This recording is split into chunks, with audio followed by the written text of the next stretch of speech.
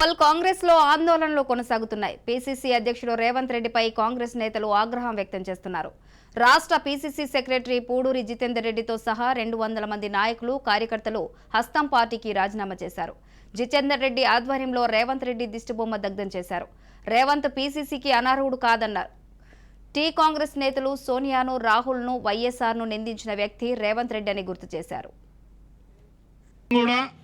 ఇదే నిమిషం మాకున్నటువంటి కాంగ్రెస్ పార్టీతో ఉన్నటువంటి బంధాన్ని తెంచుకొని ఈ అభ్యర్థి పట్ల మాకున్న అసహనాన్ని వ్యక్తం చేస్తూ ఈ వేదిక ద్వారా ఉప్పల్ ప్రజలకు కూడా ఆయనకున్న నేర చరిత్ర మొత్తము మీకు కూడా అందరికీ కాపీస్ ఇస్తానన్నా.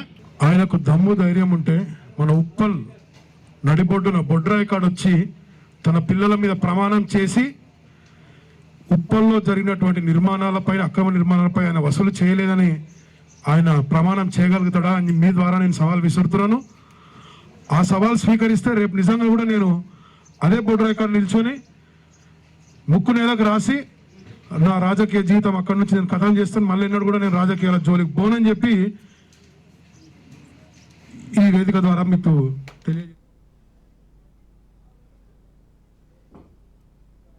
ఆవేదన చూసినారు. గ్రేటర్ హైదరాబాద్ లో 24 కాన్స్టిట్యున్సీలలో కష్టపడ్డ వ్యక్తులను నేను ఒకరిని.